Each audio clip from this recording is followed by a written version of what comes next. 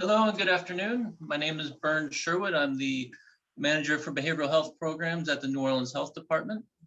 Welcome everybody and thank you for joining us. I would prefer that we could have met in person, but considering the weather outside today, it's probably just as well that we're meeting remotely and virtually. As folks who are familiar with the Behavioral Health Council know, the activities of the council have been somewhat derailed over the past year, just like so much has been derailed in terms of normal activities. So today's conversation, we're hoping to kind of jumpstart conversations around how to address behavioral health during these challenging times. So we have a good list of panelists lined up today. Unfortunately, Dr. Rajo, the trauma psychologist who is going to join us, she had an emergency that she had to respond to and could not join us today. So she sends her apologies and we'll certainly miss her from the conversation. I want to thank everybody who was involved in planning this event, from the leadership team of the Behavioral Health Council, as well as folks from MHSD and New Orleans Health Department, who have been doing a lot of the organizing and behind the scenes work to make this event happen. So big thanks to all of them and thanks to all of you for attending. Please mute your phones if you're not involved in the conversation, and we'll go ahead and get rolling. I'm gonna hand it over to Dr. Avegno for a few brief remarks. Thank you. Thanks, Bern, and thanks everybody for being here. It's a pleasure to see you, even if we can't see you.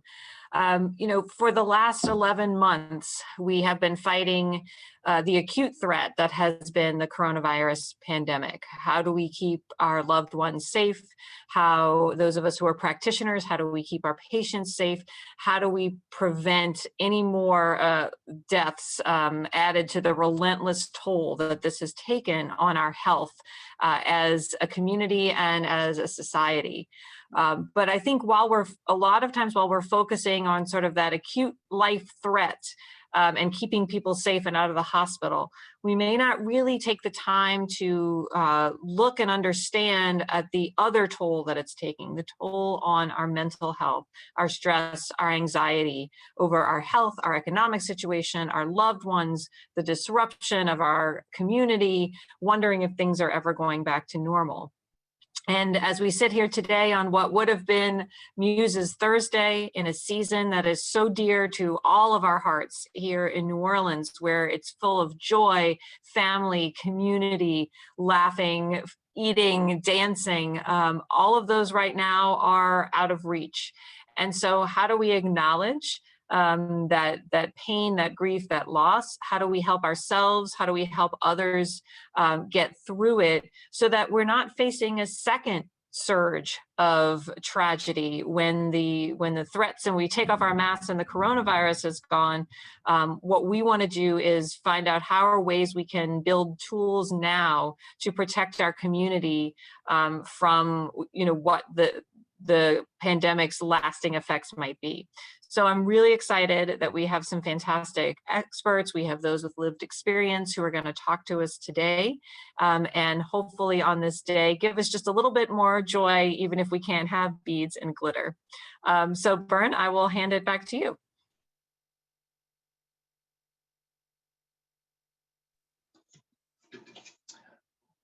Okay, I think Ms. Watkins is going to take over and introduce the panelists.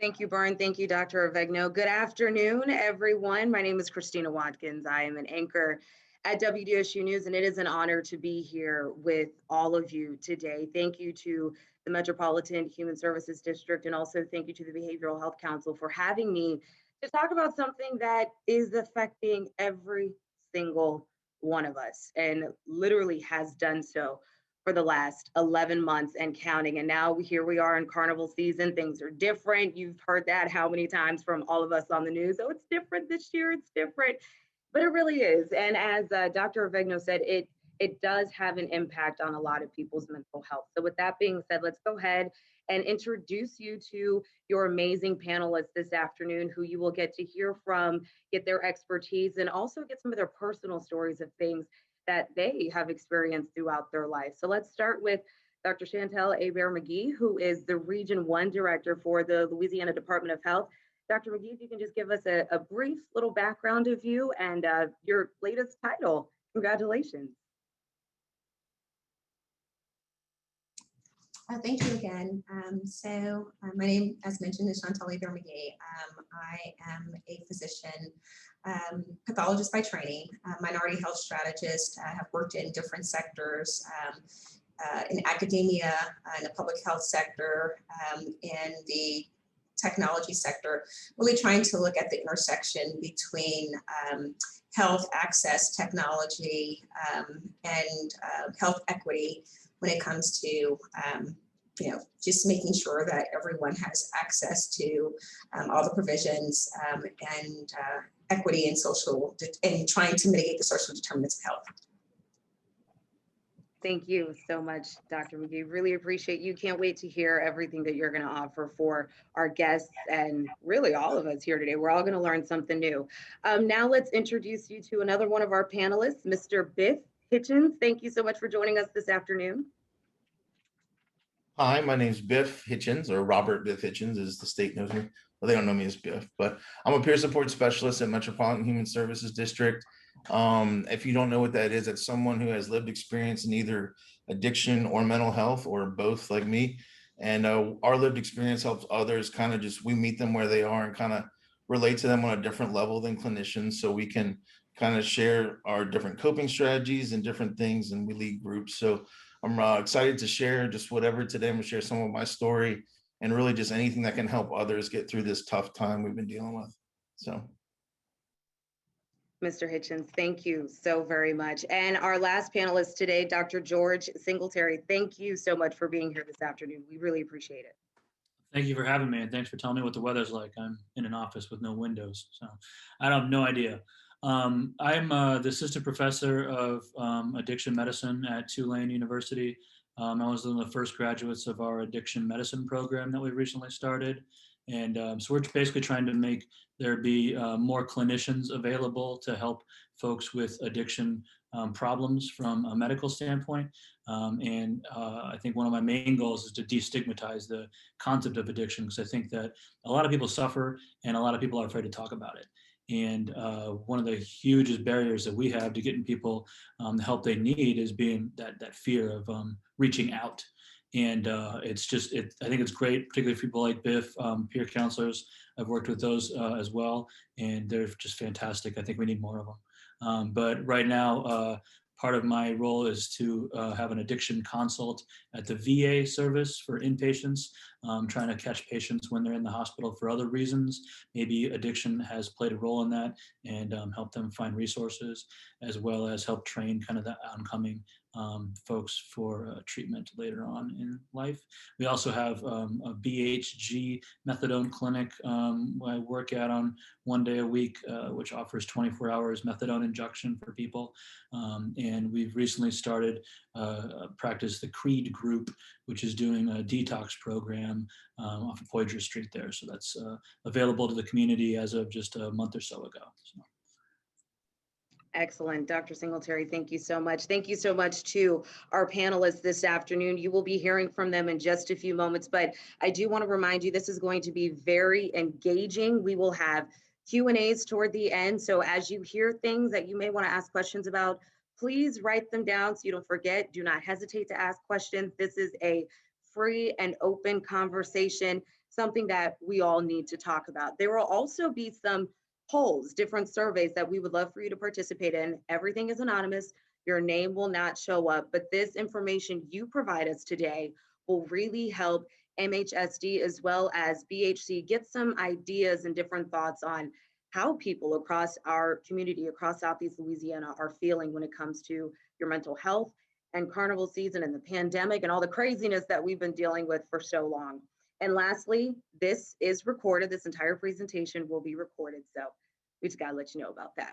So let's start with the first part of our interaction this afternoon. And we really need you all to participate. Again, all of these surveys you will do this afternoon are anonymous.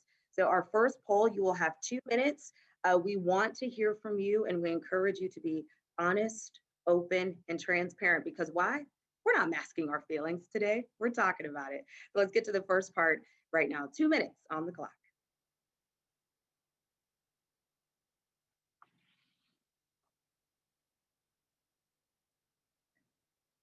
And so on your screens right now, you will see 4 questions that are popping up, multiple choice. Again, they are anonymous. The first one being, what industry do you work in? The second question being, have you experienced heightened anxiety due to isolation, the social climate, or loss of a loved one? Unfortunately, there are far too many people across our state who we know have lost loved ones. So that affects just about everybody. The third question here, on a scale of 1 to 10, 10 being the highest, how would you rate your anxiety? And I know from experience, my own personal experience, sometimes you may not know when you're feeling that anxiety until it gets to a point where it's like, oh my goodness, what is happening? So try to be as honest and think back to some of the moments that really challenged you and really made you feel a certain way. And the last question here on the survey is, have you increased alcohol or drug consumption since the beginning of the pandemic? Again, all of this is anonymous, and it'll give our agencies, our entities here, a better idea of some of the things we all are dealing with. You're not alone. This is something every single one of us has battled in some way, shape, or form. So we appreciate your honesty, and we appreciate you participating in this today.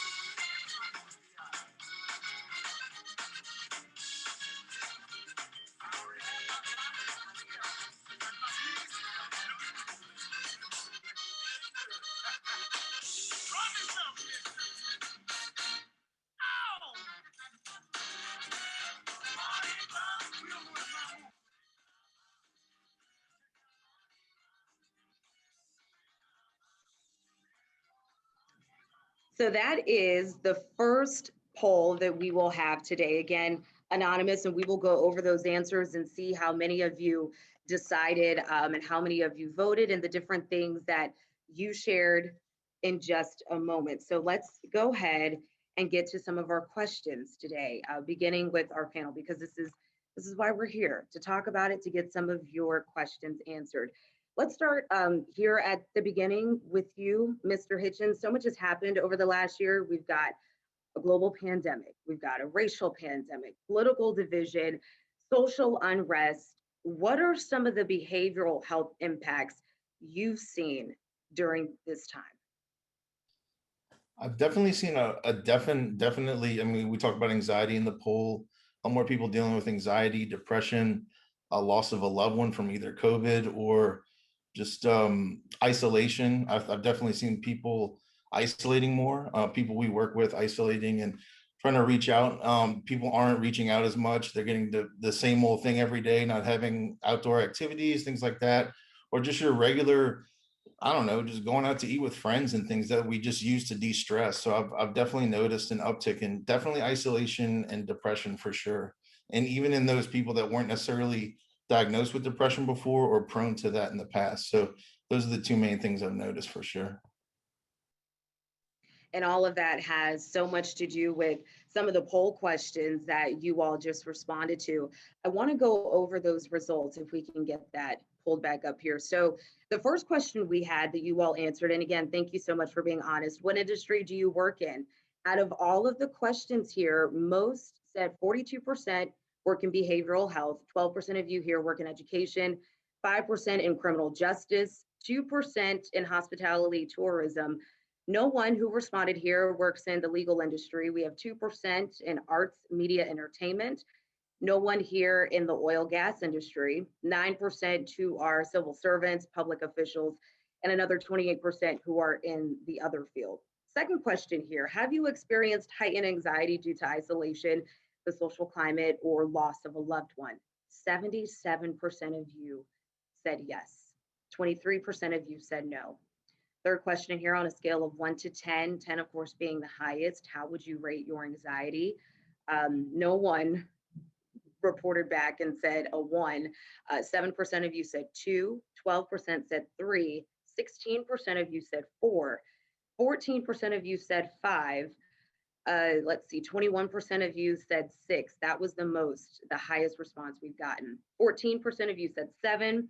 Another 9% of you said 8, 5% said 9, and 2% of you said 10. And again, 10 was the highest there. The last question here of the survey was, have you increased your alcohol or drug use since the beginning of the pandemic? 26% of you responded yes, 74% of you responded no. And that ties into the question, Mr. Hitchens, that we just asked you, some of the things that you've seen, the behavioral health impacts that you noticed because of everything we've experienced. We also know that this pandemic has kind of thrusted us into really uncomfortable territories like isolation, which you just saw in that survey, virtual schooling with your children, you yourself, just trying to get through these personal and professional spaces, I should say. Dr. Singletary, I want to ask you this question. What negative impact have you seen in your practice, and what recommendations did you give to cope with all of this, to manage it and to deal? Sure, it's a good question. I think that what I've seen a lot of is there's a lot of discussion back and forth about like 12-step groups and those kind of social support groups. But there's certainly a good population of people that were doing quite well with the regular social meetups from that perspective prior to this. And I've talked to some patients that have said that the thing they miss the most is hugging a stranger. And that was kind of one of their things that they would do in those 12-step meetings. Some of those have started back with the social distancing precautions, but to not have that resource to recommend folks go to for that support has been very difficult. There are some online communities that works for the younger population maybe. I know I've been using kind of this modality now pre-COVID, so this feels like I'm in the room with people at this point. But it's very different for folks that are going through the beginning stages of recovery, and that isolation can make it very difficult to make the healthy choice. I was just speaking with a patient who had smoked something. She recognized right away that it probably wasn't something she should be smoking. And when I asked her why she did that, because a lot of times most people that are most drug savvy are those that are using the drugs. She knew there was something wrong with this stuff, but she knew that if she didn't, that group of people was going to go away and then she'd be alone, and she didn't want to be alone. And so it's been a very difficult thing to get a grasp on throughout all this. And I think the recommendation I've made for folks is to keep those social circles that they have tight. Unfortunately, we can't have those big groups of 100 people, but you can have 5 to 10 people, and also choosing those folks wisely to where the people and places they talk a lot about in kind of 12-step circles is very applicable now. If you're hanging out with the people that are smoking crack and drinking, that's probably what you're going to be doing. But there's certainly groups that are not smoking crack and drinking, and those are the folks you need to be around. Dr. Avegno, I'd like you to chime in on this question really quickly as well. You being the forefront of what we've seen here throughout New Orleans, when you talk about uncomfortable territories and things so many people across town have dealt with trying to navigate all of this, talk a little bit about the negative impact you've seen so far, and what recommendations would you give for people to deal and to adjust? Well, I think it shows itself in both little ways and then big ways. I think all of us can relate to feeling just extra irritable, snapping at that loved one without even realizing we're doing it or why we're doing it, but just sort of a need to get that stress and anxiety out. So certainly we've seen a lot of stress within families. Compounding that is that families are now spending a lot more time with each other. There's not the escapes that we used to make, whether it was sports or school or, extracurriculars. And so we're sort of all being forced into different living situations at a time when maybe mom and dad are really stressed out about finances or having trouble with online learning. And so we're kind of taking it out on each other, and we're seeing a lot of that. And I think a lot of that leads to what Dr. Singletary was talking about, having that extra drink, or maybe finding some way of coping that's not healthy, but feeling, having difficulty getting out of it. Certainly on a citywide level, just the disruption that not only the health impact has had, but the economic impact caused by the health crisis. When we have thousands of folks out of work, thousands of folks really, getting into some desperate situations and not really knowing where to turn, or their usual, sources of support can't happen right now.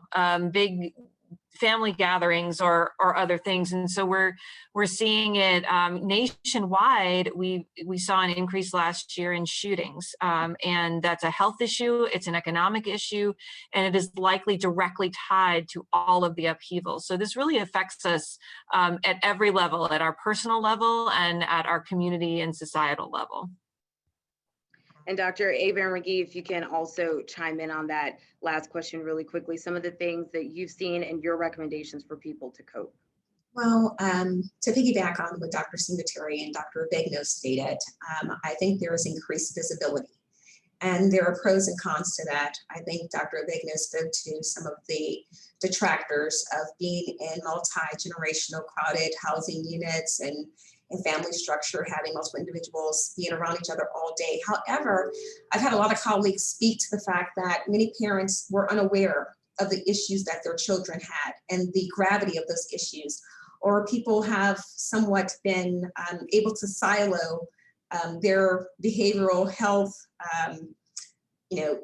issues. So when now you're around each other all the time, people actually have visibility. And so things that once before were swept under the rug have now presented themselves, and people are able to validate that. And I think that's very important, that we validate mental health issues, behavioral health issues. And I think that that's been one of the positives, is that now people have a better grasp of what the issues are. When kids are in school for 8 hours, maybe even more a day if they're doing before school care or after care, parents may have limited visibility of that and don't recognize how serious an issue is. So I think that one of the caveats is that having people spend more time together, we have more visibility of an issue, so we can better address it. This next question is something many people do not want to talk about at all. And 1 in 4 young people right now, ages 18 to 24, they have suicidal thoughts or they've attempted suicide. And with that being said, we are seeing so many reports right now of suicides just increasing since the start of the pandemic. I want to ask you this question, Mr. Hitchens. Talk about how this makes you feel personally. Well, me personally, I have a personal testimony I'm about to share. I suffer with, my diagnosis is schizoaffective disorder, which is hearing voices and also having bipolar elements. And I would be harassed for hours on end by voices and things. And so I personally dealt with the thoughts, why don't I just end this chaos and this torment? So, when I'm sitting across from someone who's, speaking of suicide, I even had someone last week that was, things were getting too rough and we're talking about it. It hurts my heart just to know that people are suffering alone. And some, especially like I was saying with the isolation being such a common thing for people that lived alone and really didn't have tons of social interaction to begin with.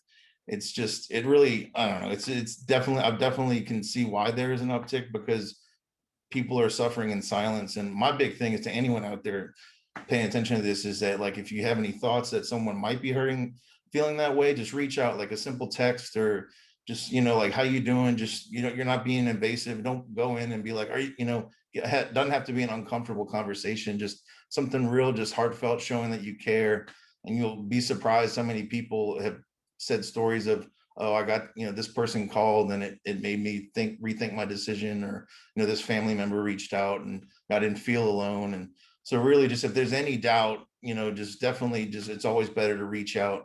But it's one of the tough things that comes with this pandemic is because so many people are dealing with deaths, tragedies, loss of jobs. Like there's a lot of big traumas that people are experiencing right now. That's just really, it can be overwhelming to anyone, regardless of diagnoses or not. So it does hurt my heart because I have a personal, I really hope that that's why we need to get together and figure out how to get past this so we can, move on to, move past this pandemic. Nobody likes it. So yeah, it's definitely a tough thing. Yeah, and you would be surprised how much you will get out of somebody by simply saying, "Are you okay?" or asking, "How are you?" A coworker just did that to me this morning, and I was able to open up and share some things with her. So it really does help. Dr. Dunham, if you can chime in when we talk about suicide, speak a little bit specifically about the signs for not just someone who may wonder if someone is okay, but say, for instance, me. How do you recognize yourself that you may need to go talk to somebody? And then what do you do if you witness someone who is thinking about suicide? So very, very important question. Certainly if you yourself are experiencing feelings of hopelessness, helplessness, you're feeling completely despairing and overwhelmed, if you're noticing that your sleep is interrupted, sleep is a great litmus test of how well we're doing emotionally. And in many cases, we determine whether a person is destabilized if they're not sleeping well. So differences in sleep, can't fall asleep, can't stay asleep, not feeling rested once you've awakened. Anxiety is a close cousin of depression. They often exist in a pair. So having trouble maintaining your focus, not being able to remember things, not being able to keep your mind on track, not being able to complete assignments if you're a school-age child, or assignments at work, not making appointments on time or being timely as you normally are. So changes in routine that may not always represent the actual awareness that you are depressed, because depression is very much a physiological experience or physical experience as much as it is an emotional experience. Excessive pain in older people, it can manifest as pain, worsening without a cause or without a reason, or pain that's not easily determined by traditional testing. And so isolation is an enemy of depression. And it's the very thing that we're all struggling with because we no longer have our familiar surroundings. And so to the point of grief and loss, though, it also should be distinguished from depression because we are all grieving right now. All of us are grieving on some level, and it's our familiar. And grief and loss can be very, very difficult. The fact that the Mardi Gras season has changed creates grief and loss. And not unlike an addiction, Dr. Singletary, it has very similar symptoms, grief and loss. Our traditions in New Orleans are really like our drug. It's what we do. And we do it despite adverse consequences, like we're still trying to go to bars and trying to hang out and slipping in the back doors and exceeding the numbers because it's what we do. And so our traditions and the loss of them are tremendously problematic. And in this community, only people who are not from this area really, really recognize how traditionally based we are and all the things and the rituals that we engage. And essentially our current state of affairs has kind of wiped away much of that temporarily. And we're struggling with change. So depression gets immersed in all of that. And so it's very, very important not to deal with it alone. And if you suspect that somebody is different, and I'll use that word, different. Perhaps that's what your colleague recognized in you, Christina, that you just seem different. Don't feel fearful about asking the question like she did with you or he did with you. Are you okay? It will not make the person worse. If anything, it probably will make them feel better that somebody sees me, somebody hears me, and somebody is interested in me. And I can confirm It does help. It really does. A reminder that as you hear all of these statements, this advice from our panelists, please write down your questions. We will get to a Q&A toward the end of this town hall. But right now we want to get to our second poll. And again, these are all anonymous. And this one is about COVID-19 relief. You've got 2 minutes to answer these questions, and then I'll share the results.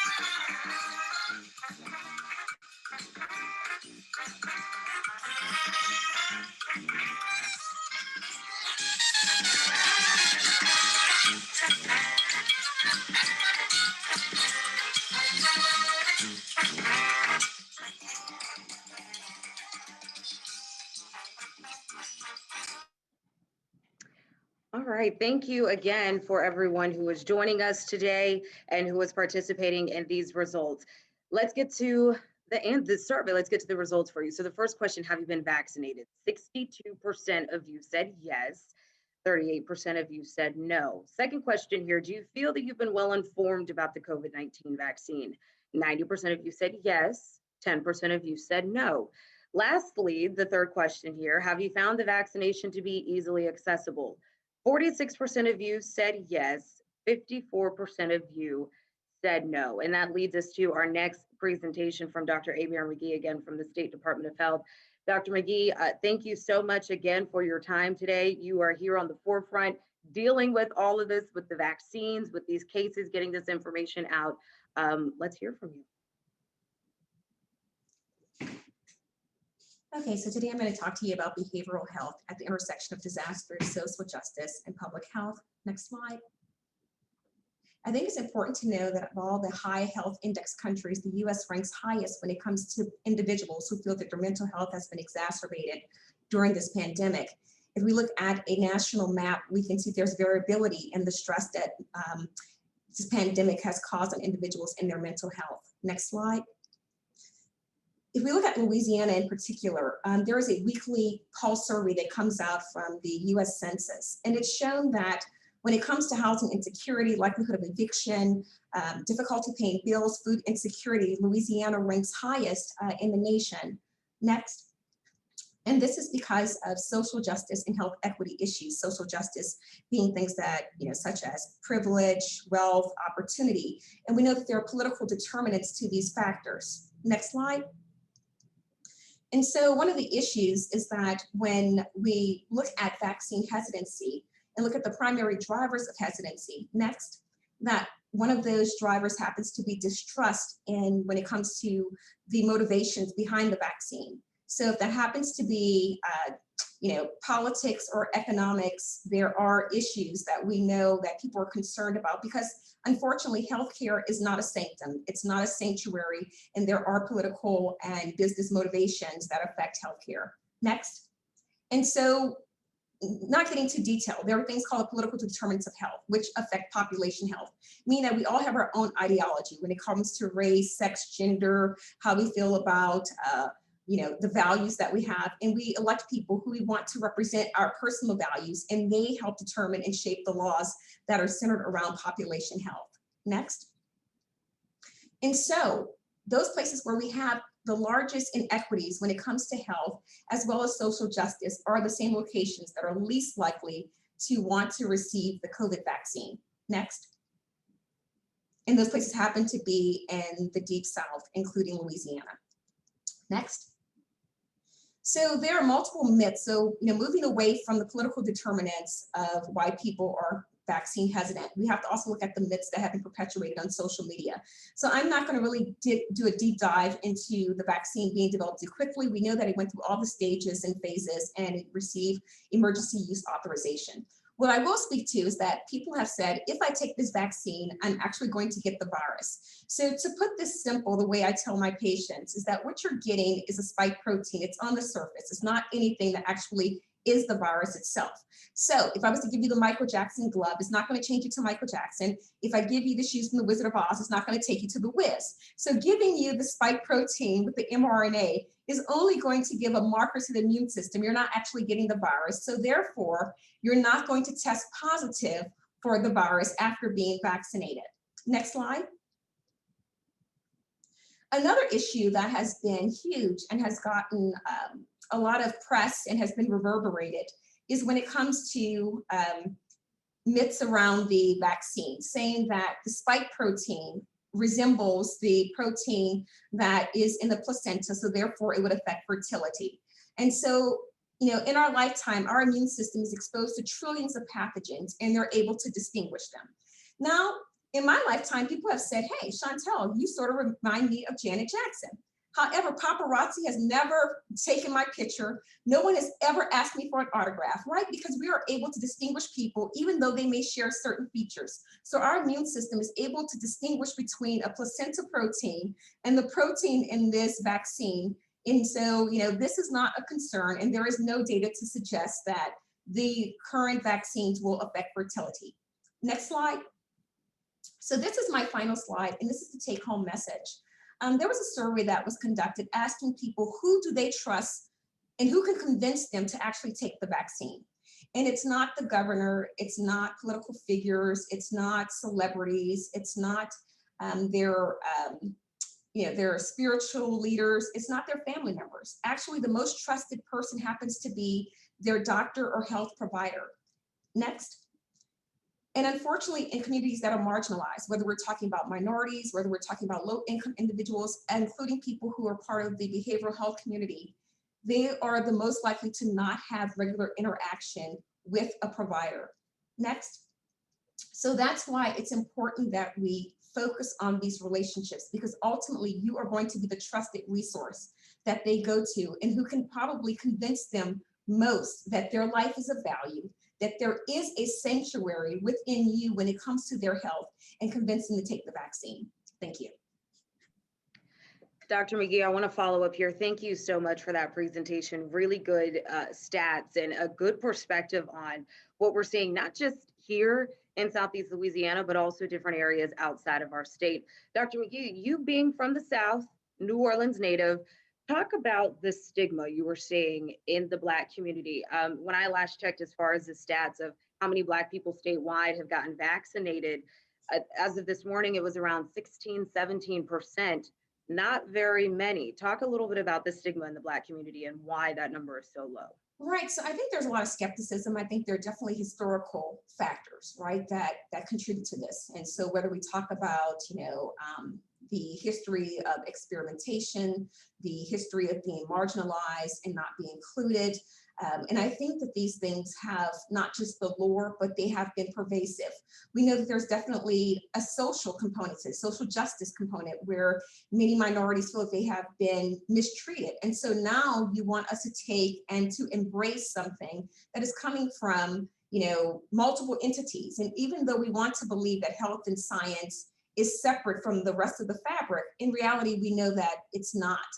I think the point to drive home is that most people that are reluctant are individuals who have not been without vaccine. So when we look at Blacks in other countries, in places where they're developing and they don't have tertiary care centers, they don't have ventilators, they don't have ICU beds, so therefore there is no safety net, people embrace vaccines much more readily. And I think it's important to also mention that when our previous administration, they knew that there would be hesitancy from several populations. So it was important that we have, minorities that were actually a part of the clinical trials, as well as having, the head of, the Moderna vaccine be a Black woman who was taking the lead on that. I think that visibility was important. However, we have social media that competes with the knowledge and the references that we know to be true.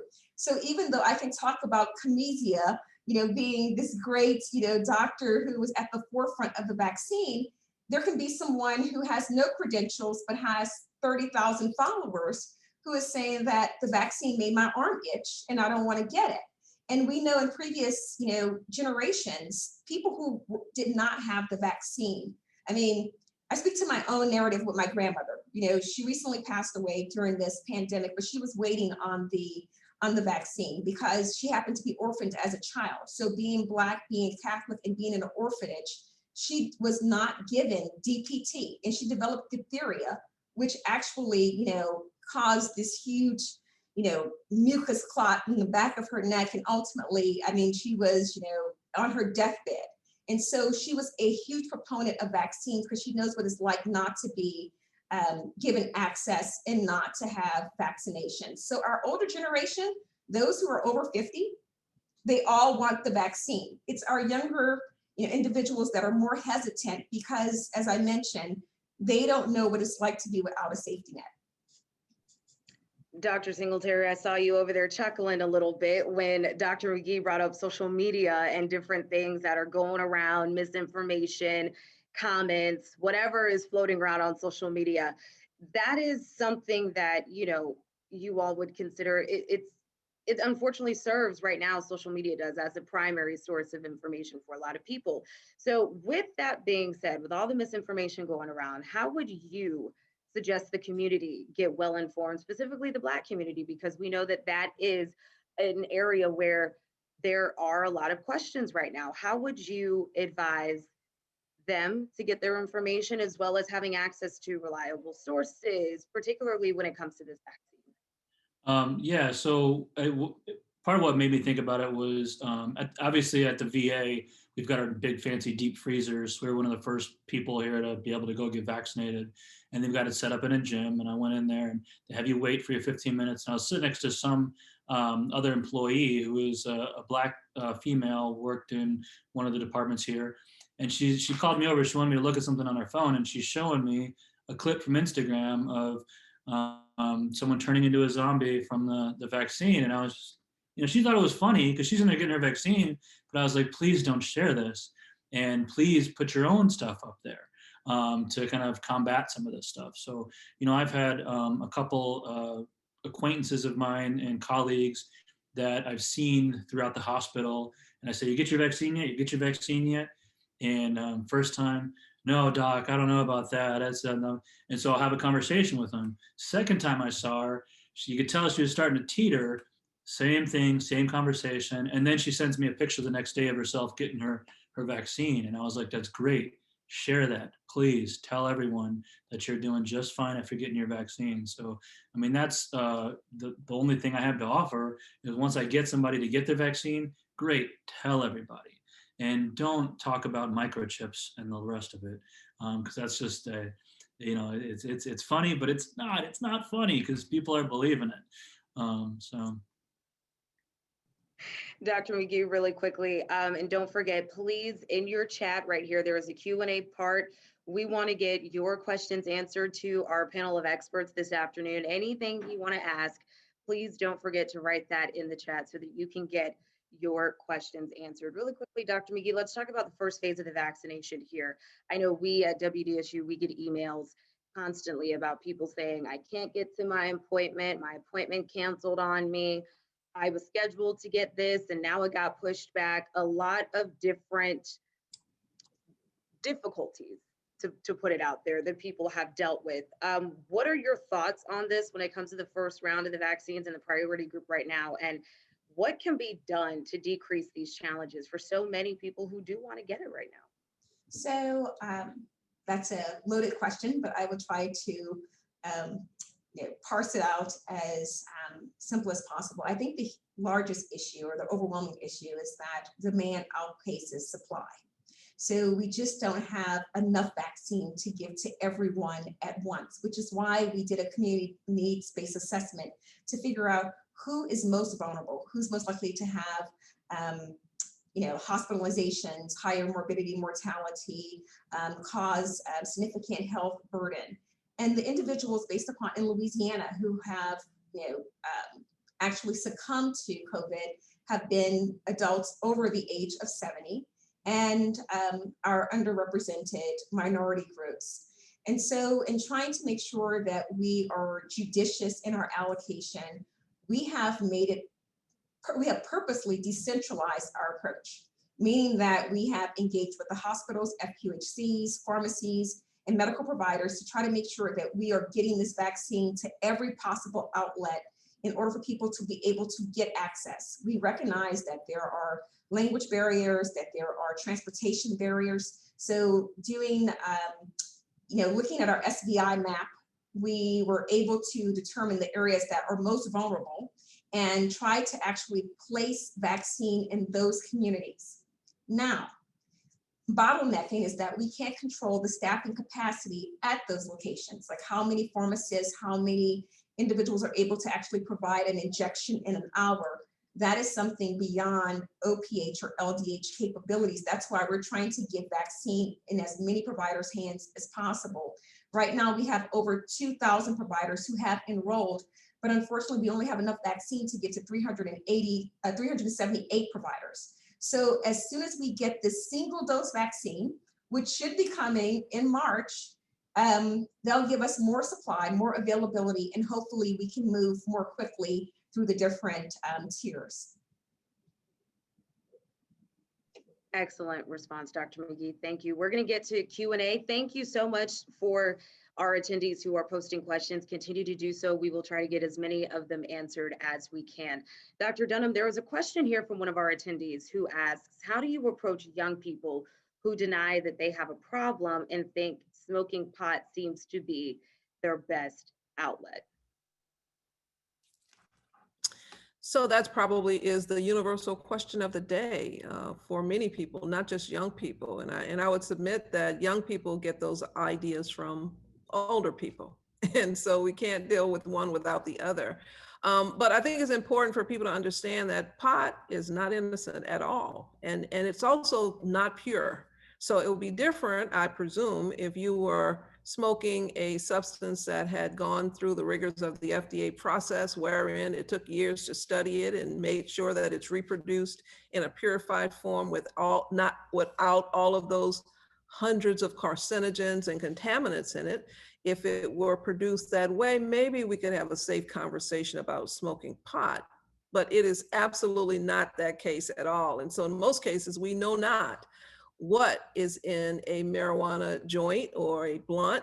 We really don't have any idea. You don't have any idea what you're smoking and ingesting. And furthermore, the problem now is that it is also laced with fentanyl. And fentanyl is a very, very potent opioid, which is the main reason why we're having so many deaths due to opioid use. In fact, It is being laced in prescription medications. We recently had a death of a physician's son who had benzodiazepine, the anxiety medicines. So it really is not limited in terms of what the black market is putting fentanyl in.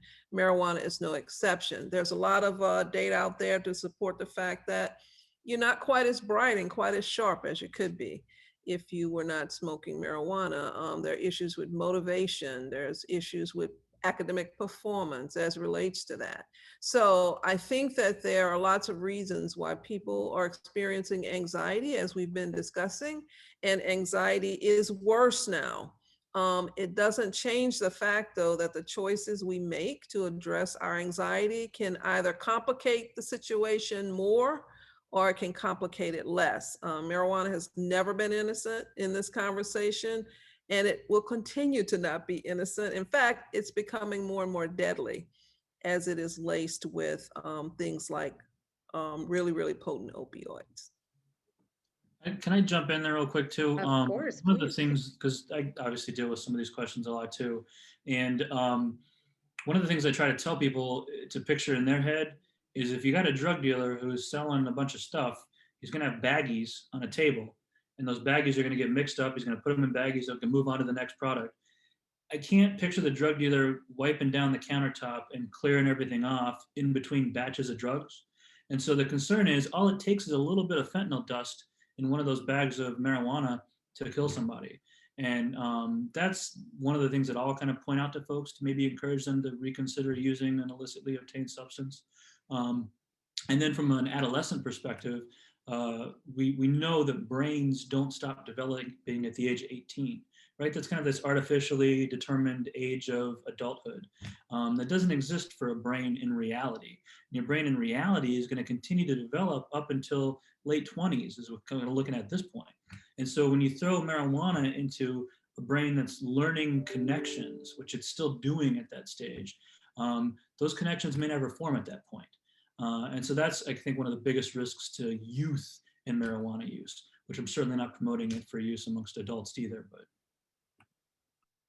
Mr. Hitchens, I want to get your thoughts on this. When you look at drug use and this specific question, one of our attendees asking just, how do you approach young people who are denying that they have a problem, and they may turn to other drugs and alcohol abuse as a way to release, thinking that is their best outlet, especially when, going back to where we are right now, carnival season, and not having the things that we are normally used to having, not doing the things we're normally used to doing. What's your advice? It is a release. It's just not a healthy way to do it. You know what I'm saying? I think there's a lot of ways we can relieve stress that are healthier. You know what I'm saying?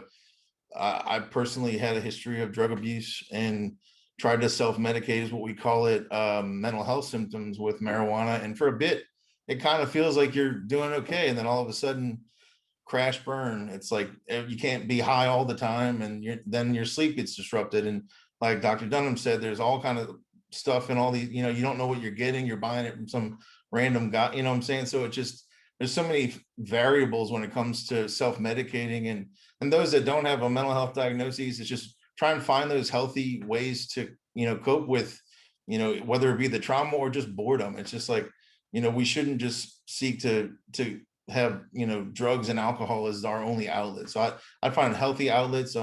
We talk about trying to enjoy, with masks and things, just like nature walk, or just try and, some people seek spiritual, to pray and things. So really just find healthy releases, because drinking yourself, I was an addict for many years. And when you're constantly going to that for release, you're just not going to be fulfilled, for sure. Dr. McGee, there are two questions from our attendees in here for you.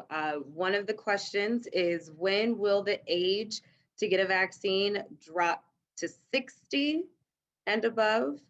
And this, I know that is a question we get emails about too, as well, in the newsroom. And the second question is, how long do you have to wait to take the vaccine if you test positive with no symptoms? Okay, so I'll tackle the second question first. So we ask that people wait 14 days to quarantine before getting the vaccine if they have been exposed. Obviously, there are other guidelines as well, that if a person is asymptomatic for 10 days, they can present, as well if a person is asymptomatic for 7 days and then gets a negative test, and then they can present for vaccine. But, the precaution is not to, expose other individuals when coming to get the vaccine. So we're trying to protect, others from exposure, reduce transmissibility. So therefore, we really would prefer people would adhere to the 14-day guideline. Okay, and the other question in regards to when are we going to Get to start 60 and decreasing, above. decreasing the age. So, when we look at this from a epidemiologic, stance, we know that there's a certain percentage of the population that falls within each group. So the goal is to get, 80% of that sector vaccinated before we move to the next group. And as I mentioned earlier, we try to tackle those that are most vulnerable. And typically older people have more compromised immune systems. So therefore, that's why we started with those that were 70 plus. Now we're 65 plus, and all the other individuals that fall into that we have that expanded tier 1B. So, when it comes to the deaf and blind, individuals who are home healthcare workers, our emergency personnel. So we expanded that group to include more people. But once we get to 80%, then the governor will reevaluate that information and then, give us new directives about the next, group. Excellent questions from our attendees. Thank you so much for just being open and asking our panel of experts those questions that you have. And thank you so much for those answers. Let's get to one more survey. Again, anonymous, 2 minutes. And we just really want to get an idea of how you are feeling and some of the things that you're thinking, experiencing, and so forth. So thank you again for participating. We appreciate it.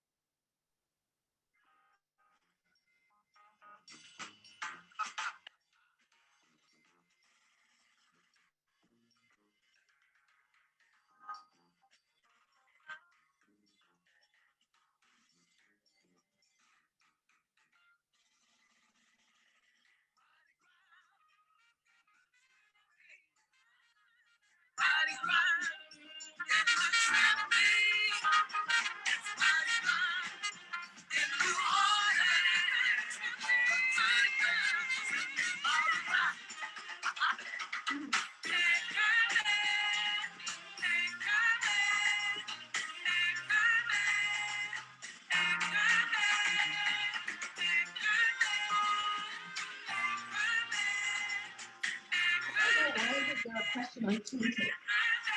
Who has had a slice of king cake? Who's going to purchase the next king cake?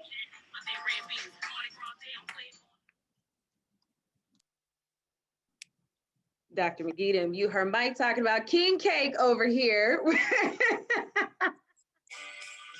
something that, listen, king cake is, I meant to mail my parents when they're down in Orlando, and I normally do, but this year they were out of town and they were fasting, so I couldn't, well, that's all right. Thank you so much again for participating in our last survey. We have a special video for you that we want you to stop what you're doing and take a couple of seconds.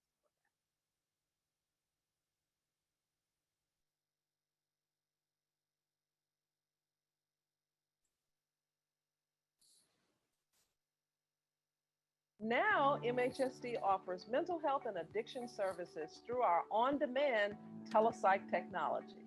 And how long have you been feeling depressed? For about 7 years now. Walk into any of our 5 MHSD clinics where our virtual technology can get you the help you need. I knew I needed help, and I'm glad I was able to see someone immediately. Thank you so much, MHSD. For more information, call Metropolitan Human Services District, where we change lives.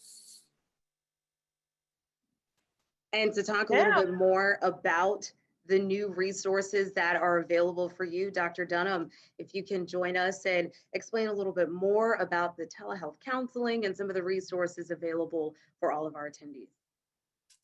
Thank you for that opportunity, Christina. So Metropolitan, like everybody else in this pandemic world, has reverted 80% of our services to telehealth platforms. A significant percentage of our services are provided via telephone because of the convenience and the need for many of our people who are not able to use or have available technology or smartphones to do virtual appointments. So we have also made a number of adjustments in our clinics so that if individuals are not able to access virtual technology within their own environment, they really can come to the clinic and be placed in an office where a expert can then convene or a meeting or a session or an evaluation with them in a separate space, so that we are honoring the importance of distancing and safety in our environments. But we have not missed a beat in terms of being able to provide services. So we still invite everyone to seek our services at 568-3130, because we really are the place where we change lives.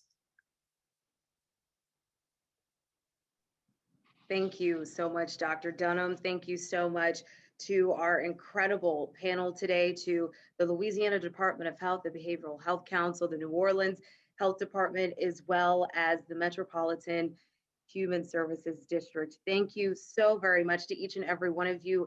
Here on your screen right now, you are looking at some of the ways that you can connect with MHSD. You can follow them on Facebook, Twitter, Instagram, YouTube. If you want to follow Metropolitan Human Services District, that's at MHSD_LA.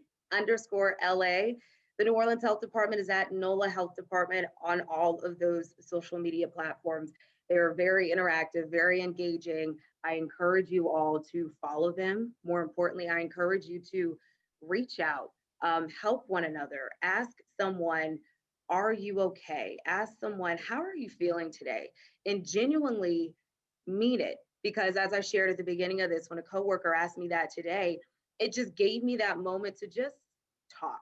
And sometimes that's really all we need. And that was the entire purpose of this town hall, to not mask our feelings, but to talk about it and know that it is okay. Every single person is experiencing something. Every single person has gone through something throughout these past several months, throughout our lives, and we all are dealing and trying to figure out how to handle this. And so it is okay to not be okay. More importantly, reach out to these incredible services we have in our city, free hotlines, free information. Keep yourselves in check and take care of one another. Thank you so much for having me this afternoon. I'm Christina Watkins from WDSU. Don't mask your feelings, stay safe, but mask up when you head out the door. Thank you so much.